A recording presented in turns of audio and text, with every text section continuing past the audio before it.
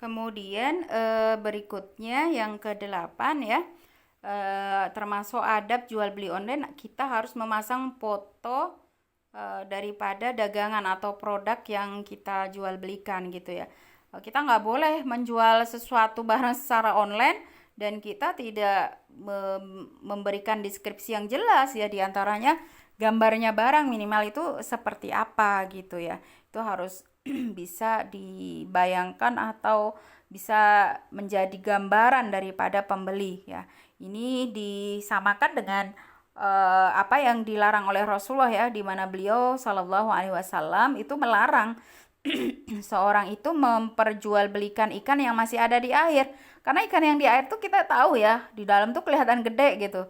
Kalau diangkat ternyata menjadi tidak sebagaimana yang kita lihat. Maka jual beli ikan ini bukan dari melihat tapi ditimbang ya, ketika sudah diangkat dari dalam air ya ke atas ditimbang gitu ya. Jadi sama juga ketika jual beli online juga seperti itu ya, harus dilihatkan gambar detailnya. Kemudian kalau memang kualitas gambar itu tidak sesuai 100% ya dikasih keterangan gitu ya.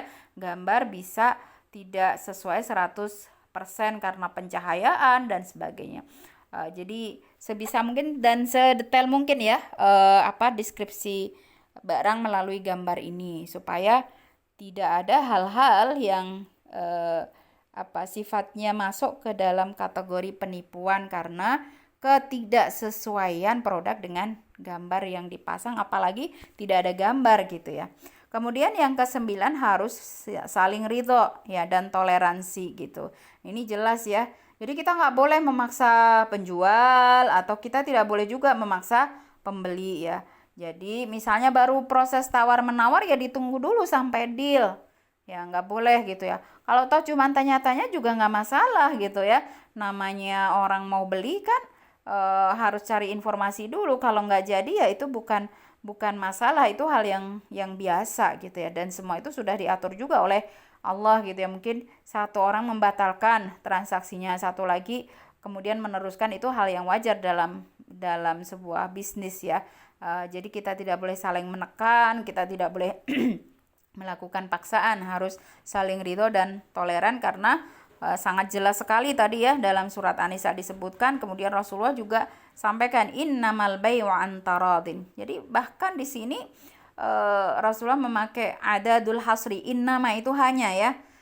Jadi jual beli itu dianggap sah apabila ada kerelaan dan keridhaan antara penjual dan pembeli. Sebelum deal dua-duanya ridho, nggak sah jual belinya itu. Jadi harus benar-benar deal dulu, benar-benar ridho dari dua belah pihak, nggak satunya ridho pokoknya saya beli ya gitu, mau nggak mau pokoknya saya beli gitu ya, nggak boleh seperti itu. Jadi harus saling ridho. Kemudian yang ke-10 harus dianjurkan, bukan harus ya, di sini dianjurkan atau diupayakan untuk saling memberikan kemudahan, baik itu dari pihak penjual ataupun pihak pembeli ya. Misalnya pembeli bisanya membeli barang secara kredit atau dibayar berkala ya, dicicil, itu juga diperbolehkan ya bagi penjual, asalkan akadnya jelas, misalnya dicicil berapa kali ya, kemudian cicilannya berapa ya, itu harus jelas dan saling ridho. Kemudian juga misalnya dari pihak pembeli gitu ya, memberikan kemudahan waktu pengadaan barang, kalau itu bai'us salam ya, pesan gitu ya. Misalnya saya pesan kaos berapa lusin gitu ya, kita berikan waktu 1 pekan, ternyata 1 pekan belum bisa karena mungkin ada kesalahan teknis dan sebagainya, kita kasih kelonggaran waktu lagi ya, tidak masalah, yang penting sama-sama tanggung jawab dan komitmen gitu ya. Karena dalam surat Al-Baqarah ayat 280 juga Allah Subhanahu wa taala sampaikan, wa in kana dzu usratin fanadhiratun ila maisarah. Kalau memang pihak lain yang berhutang ke kita atau yang membeli atau yang menjual itu memang mengalami masalah ya, ada kesulitan ya, maka kita diharapkan atau dianjurkan untuk menunggu, memberikan tenggang waktu sampai dia memiliki kemudahan tersebut. Ya, ini bagi orang yang berhutang gitu. Wa anta saddaku khairun lakum. Kalau memang orangnya benar-benar nih nggak bisa bayar karena kesulitannya yang sangat payah ya, kita boleh ya menjadikannya sedekah bagi kita, dan di sana akan banyak memberikan kebaikan untuk kita. In kuntum ta'lamun, jika kita mau merenungkan dan memahami betapa banyak kebaikan dari memudahkan orang lain begitu ya. Ini. Kemudian yang 11 ya, kita dilarang untuk menimbun barang dagangan, apalagi di masa-masa barang dagangan itu sangat dibutuhkan ya. Misalnya orang lagi butuh-butuhnya masker ya. Kenapa masker harganya sampai berlipat-lipat? Ya, itu akibat dari beberapa orang yang mungkin melakukan penimbunan ya, atau beras atau sembako ya. Ini sangat-sangat dilarang di dalam Islam ya, memonopoli dagangan itu tidak diperbolehkan, terutama ketika memang dalam keadaan yang sangat dibutuhkan. Sampai-sampai dalam hadis riwayat Muslim, Rasulullah Shallallahu Alaihi Wasallam sampaikan, la yahtakir illa khati ya. Jadi orang yang melakukan penimbunan barang dagangan itu tidak ada yang baik, semuanya itu adalah bermaksiat, khati ya, salah gitu ya. Dalam keadaan apapun, apalagi dalam keadaan darurat. Fana'udzubillahi min dzalik. Ini bukan sifat orang muslim ya. Orang lagi butuh misalnya oksigen ya, untuk menyelamatkan nyawa, malah ada yang menimbunnya untuk menaikkan harga. Kalau langka itu kan jadi harga naik gitu ya. Jadi dia timbun agar barang itu tidak beredar di pasaran, akhirnya harganya menjadi tinggi, lalu baru dia jual, itu pun dengan memaksa orang lain untuk membeli dengan harga yang tinggi, dan ini tidak diperkenankan dalam Islam ya. Kemudian kita yang terakhir ya, kita tidak boleh banyak bersumpah agar barang dagangan kita itu laris ya. Sedikit-sedikit sumpah, demi Allah ini enak banget, demi Allah ini bagus banget, demi Allah ini gitu ya, dengan dengan tujuan agar barang kita itu laris ya, dikit-dikit demi Allah gitu ya, atau bersumpah dan untuk menjamin barang dagangannya, ini tidak diperbolehkan. Kenapa? Karena Rasulullah Shallallahu Alaihi Wasallam sampaikan, innat tujara humul fujar ya. Sesungguhnya para pedagang itu kaum yang sangat rawan untuk terjerumus dalam kemaksiatan ya.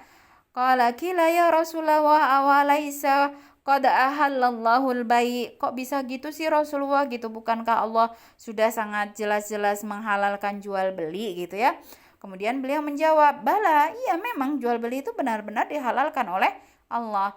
Walakinnahum yuhadditsuna wa yakdzibuna wa yahlifuna wa ya'thamuna.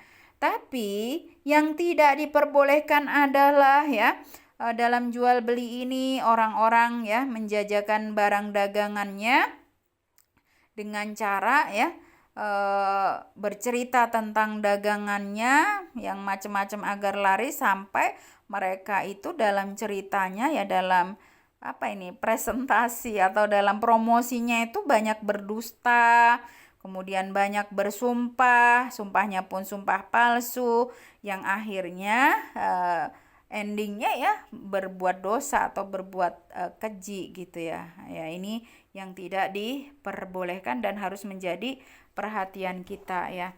Kemudian kalau itu jual beli online, tentunya ya kita harus membatasi waktu pelayanan ibu-ibu dan teman-teman ya. Tetap juga harus kasih dong jam kerja, supaya kita tahu prioritas masing-masing ya. Waktu sholat tutup misalnya, atau waktu libur dikasih pengumuman di sana ya, di deskripsi toko kita buka jam berapa sampai jam berapa, itu harus ada. Jangan misalnya tanpa batas sampai malam 24 jam dan sebagainya ya.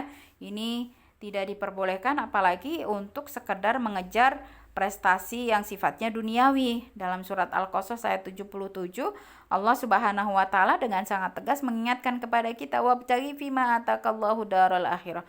Untuk akhirat itu harus dikejar.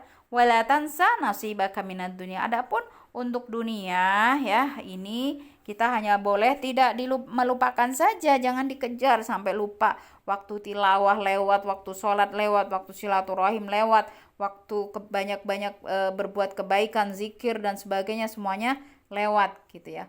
wa ahsin kama ahsanallahu ilaik. Kita diperintahkan oleh Allah untuk berbuat baik kepada orang lain, juga kepada diri kita sendiri, karena Allah sesungguhnya telah berbuat baik kepada diri kita. Wala tabghil fasada fil ard. Janganlah kita justru menjerumuskan diri kita kepada kerusakan ya di bumi ini. Innallaha la yuhibbul mufsidin. Karena apapun bentuk kerusakan ya itu tidak diperkenankan oleh Allah Subhanahu wa taala, tidak disukai oleh Allah ya. Dan tentunya salah satu yang menimbulkan kerusakan adalah kita tidak memanage waktu dengan baik, tidak membagi-bagi prioritas dengan baik ya. Karena kemudahan teknologi yang ada sekarang, dari rumah kita bisa melakukan berbagai transaksi, berbagai macam aktivitas, tapi jangan lantas dengan kemudahan tersebut kita akhirnya melalaikan kewajiban-kewajiban kita yang lain ya. Tentunya ini semua akan menjadikan apa yang kita harapkan dari usaha kita itu tidak menjadi sesuatu yang barokah ya, memberikan manfaat, kebaikan di dunia dan akhirat kita. Na'udzubillahi min dzalik. Demikian ibu-ibu dan teman-teman sekalian, mudah-mudahan sedikit sharing ini bisa bermanfaat untuk kita semua ya. Ini muqaddimah ya dari adab jual beli. Nanti kita bisa diskusikan bersama, barangkali ada permasalahan-permasalahan yang langsung berkaitan dengan kehidupan kita sehari-hari, terutama dalam masalah jual beli online ini, karena hampir setiap orang sekarang itu melakukan jual beli online ya, mudah gitu kan, tinggal pasang foto, pasang produk ya.